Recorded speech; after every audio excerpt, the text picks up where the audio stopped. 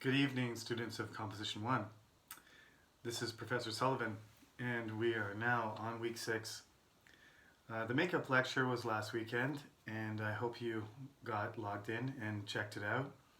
Today we're going to continue finishing the stuff about combinations and how to make complex sentences using conjunctions. Now, behind me I have my whiteboard, finally, but it's kind of not easy to move yet. And I'm not going to make use of it today because the angle turns out to not be very good from the side. So I'm going to have to swivel everything the other way. So that's just going to sit there in the background because that information was prepared for another class. So don't be distracted by it. It's not important. We're going to focus as usual on the textbook anyway, Writing Paragraphs by Dorothy Zemak. So we're going to continue where we left off. Using commas is something I don't want to talk about too much. There are lots of situations where commas are appropriate. Overuse of commas is a terrible thing. So I always tell students less is more. In the case that you're making a list of multiple things, that's where the comma is easy to use and it's appropriate. I mean, that's just a basic rule. And it's hard to go wrong. So what they have in the textbook on page 24 is one of the examples of proper comma use, where you have a list of things where you don't want to repeat the same thing again and again. So for example, the movie was long, the movie was boring, the movie was stupid. Okay? So you can just say the movie is long, boring, and stupid. And you can just throw a comma in between the first two items in the list. And if the list is longer and you have 10 items, you can put commas, and you'll see in my lecture summaries, I do this a lot. When I list things, I just throw commas in between each item in the list, and then the final two I separate by the conjunction and. And that's how we do it in English. I couldn't tell you how people do it in other languages because I've never taught composition in any other language. But that's how we do it, and you see commas all over the place, but it's safe to use it in that situation, and I encourage you to do that. So the exercise on page 24 just shows you how to do that. I'm not going to ask you to do it or hand it in or give you an answer key like I did earlier today for the last week's exercises, because you can just look at the examples and I think it's fairly straightforward. You should be able to get your head around that pretty quick. So more importantly is page 25. On page 25, they have a little scenario for you where descriptive power is very important. So we've talked about different things that improve your writing, and I mentioned for this chapter in particular, descriptive power is the thing that we're emphasizing. So this assignment, I do want you to write it. You're going to have to type out, retype part of this paragraph. So at the top of page 25, they have this paragraph and the title is A Horrible Hotel. The topic sentence is not there, so you have to write that. So the first sentence has to be written by you. And then afterwards, there's a series of sentences, but they're not complex. So we're talking about two things here, major points in this lecture. One continuing from before, which is descriptive power, and the other from the earlier in the chapter, making complex sentences. So the reason complex sentences are better, they're not better for speaking necessarily, and not always for writing, but if you're trying to relate things to each other, you can be more efficient by compressing the total amount of words into less words, but longer sentences, but fewer sentences and fewer words, okay? And you can just eliminate repetition. That also improves on your efficiency, which means you can be more concise. So you might not be able to do that easily when you speak, especially if it's not your first language. Some of you speak 2 or 3 or 4 or even languages in some cases. I know some students who are trilingual or even better than that sometimes. If that's the case, maybe when you speak, you can't put together a really long sentence. Maybe you can. Good for you if you can, but it's harder for anyone. Even if it's your first language, sometimes We usually use language, and I talked about this in one of my other classes. We use language in packets, right? And a comfortable packet for a native speaker is usually something like 8 words. Once you get to a sentence that is longer than that, you end up doing things like me, like you say 8 words and then you have to pause, or you have to, you know, connect somehow, and it's not easy to do that. So you can just throw out a group of words. Sometimes it's shorter than 8, but you know, around 6 to 8, or even at the, you know, in some cases 10, will be comfortable for you. But when you're writing, you can do longer sentences than that. And a 3-word sentence just sounds childish when you're writing. So right away, the horrible hotel, a horrible hotel, it says, the rooms are small, the rooms are dark, the rooms are dirty. You can do better than that. I just talked about combining sentences. So combine those. There is no air conditioning, the rooms are hot in summer, there is no heating, the rooms are cold in winter.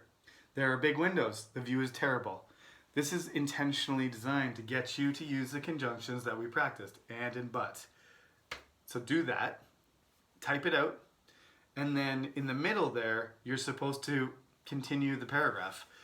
You can do whatever you want, how you want to say it, but make sure it's connected to your topic sentence and to the details that have already come. If you turn it into some sort of beautiful location, it's not going to make sense. So you need to be consistent, and you need to describe more things that related to a horrible experience or a horrible description of this hotel. There's a picture there for you. It doesn't look great. It sounds, some people make it even worse as they go, and that's up to you. You don't have to rely on the picture. That's just there to give you an idea. It's not beautiful. When people think of a hotel, hopefully they think of something luxurious, I guess. Obviously that comes with a price tag, but you want, the typical thing is going for a 5-star hotel. If something's 5 stars, it's not going to look like this. This actually looks more like a motel than a hotel. Okay. At the end, it says, that is why I want to warn you never to stay in that hotel. So make sure your opening sentence, your topic sentence, somehow related to telling the reader that you're going to describe something as a kind of warning, a kind of a piece of advice, that this is a criticism or a negative piece of advice, whatever way you want to frame it. Make sure it's predicting that this is going to be terrible and you're not going to like it. So that's how it relates to the concluding sentence, okay? So that's the thing I want you to write about for this week. It's a pretty light assignment, but this week's lecture is pretty light. It's going to be fairly short. So that's what I would like you to hand in for next week. It's a pretty simple assignment. It's just really to apply the skills that you learned throughout this chapter, which I said, that's kind of the good thing about this textbook, is there's a lot of skill-based stuff. Okay, so that's the end of chapter 3. So moving on to chapter 4, this is going to be I'm probably going to divide this chapter into 2 lectures as well, because I do like it. And I want to introduce you to the concepts that are going to be coming. But remember, focus on descriptive power, because that's still going to be sort of a connection between this lecture and the next one. So you could describe objects, you could describe places, you could describe a scene like we have so far. Or, in this case, you're supposed to start to use your adjectives and your brainstorming power to come up with ideas that expand your ability to describe other things. So, we're going to be working on the adjectives, continuing to work on adjectives, and then concluding sentences more than topic sentences, because that's what it was. Last chapter was topic sentences, so now we're going to practice concluding sentences. Like I said, this is going to carry over to next week.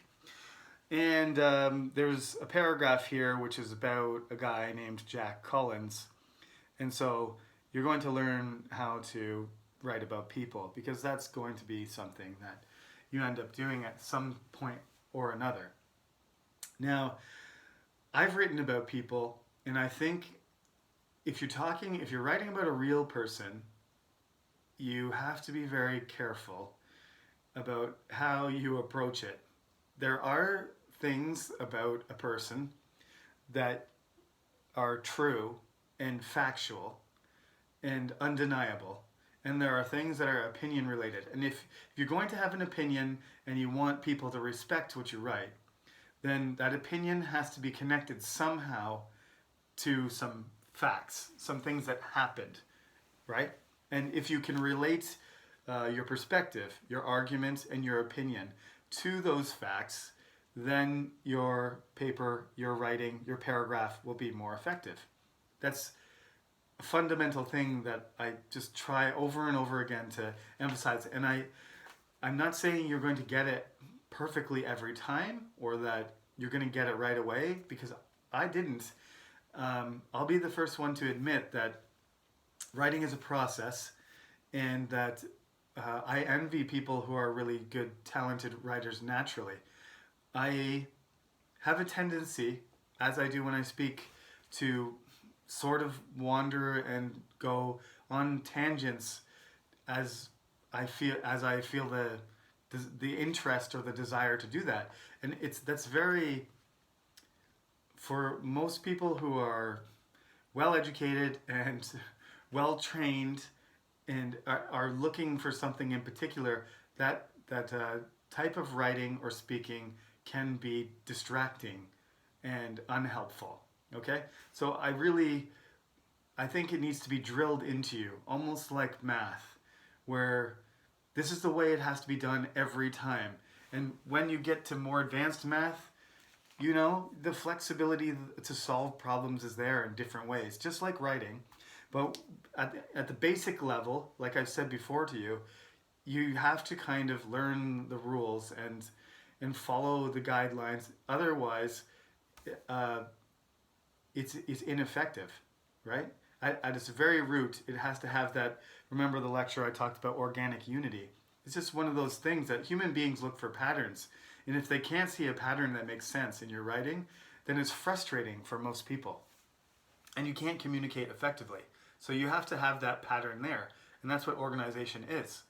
So there has to be a relationship. If you want somebody to be persuaded or accept your argument as valid, then you must support what you say, right? And one of the best ways to do that is to say, this is my perspective because of these things, right? Okay, so this is a super short paragraph, and after I read this paragraph, we'll leave it at that for today. Okay, so this is, like I said, this is going to be more of a lighter lecture, but another reason for making it light is because from this class more than any other class, I've gotten emails asking for a lecture summary faster, and I want you to focus on the lecture most, but this is a Composition 1 class, so it is writing and reading. That's what, in class, I would lecture to you less than the other classes. So it sort of makes sense that this lecture, the speaking part would be shorter, and that I should be focusing more on the lecture summary for this class. With the conversation people, I just tell them, you guys don't need a lecture summary anyway, because you should just be listening, because this is a speaking class. But you guys have a point. So those of you who sent the email, I understand where you're coming from, so I'll try to balance the lecture summary with the video lecture a little bit better. And maybe that'll be more helpful for your writing in the future. So this is Jack Collins. Jack Collins is the most amazing person I've ever met. He came to my school and talked about his difficult life in prison. He was in prison for 15 years. He made a lot of mistakes when he was young, but now he has changed his life. He saw a lot of violence in prison, so he uses his experience to help high school students. Jack is tall and strong. He also looks a little scary because he has some spider tattoos. The thing I remember most is his sensitive personality. He really wants to help young people. I've never met anyone like Jack before. Okay, that's Jack. Now, I'm going to be the first one again to say these paragraphs are not meant to be perfect.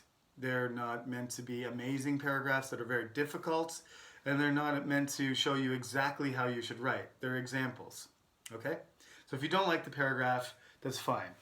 And if you don't like it for good reasons, you should consider that, because often there's issues with these paragraphs, and on the exam, when you analyze a paragraph, as long as you justify your reasons for this paragraph being weaker or stronger, then you're going to get the marks. You know, there's no absolute measure of how good a paragraph is. One person may have a higher opinion of it than others, but the key point is giving reasons. When you analyze something and when you criticize something, tell me why. Okay? So, we're going to talk about this in the next lecture in more detail. I have a personal story to tell about Jack Collins, and which I will save for next time. I did, when I was young, actually meet some people like this, because my father is a minister, and he worked at a detention center, which is, you know, a type of prison. And the prison rehabilitated people, and they were allowed, if they were given permission for behaving well and following the rules, sometimes they were allowed to do excursions outside of the prison. So I did meet a few of these people through my father when I was young, which most people look at me when I say that and say, was your dad, your mom okay with that? Like, ex-cons doesn't seem like something an elementary school kid should be influenced by necessarily or hanging out with. But I don't have any negative memories of that. I was pretty young. I think I was in grade 2. So I was 7 years old, which would be 8 or 9 in Korean. And this is the example of a person that just like the type of people I met. So anyway, I'll talk about the personal experience I had, but I'll put it into context properly when we go through this chapter next week. The main point is you need to be able to describe people. So there's a mixture here of things that are describing his personality, and some of them are physical appearance. And as we go forward here, these are going to evolve into facts or opinions or perspectives and facts, or arguments and facts, right? And but for now, you've got a distinction between talking with the person in terms of what they look like and how they behave, or what you interpret as being their personality. So we're starting to make distinctions between types of description, and we'll do that more as we go forward. But for now, the only thing you have to do for your homework is a pretty easy one. Write about a horrible hotel. You can change the title if you want, but it still has to be horrible. You can't say a nice hotel. That's not a good title. But a horrible hotel is fine. Do the topic sentence, fill in the support, the descriptive sentences in the middle, and make sure it all kind of connects well together. Be coherent, as I've told you all along, and send that assignment along with send that assignment along by next Thursday when it's due. Okay, and that's all we have for today. So I hope you enjoyed your holiday, and if you're old enough to vote, some of you must be. I hope you voted, because that's a important right that you should take seriously. So I hope you had a good day, no matter which way you spent it, and I look forward to seeing you again next week when we do chapter 4. Have a good night.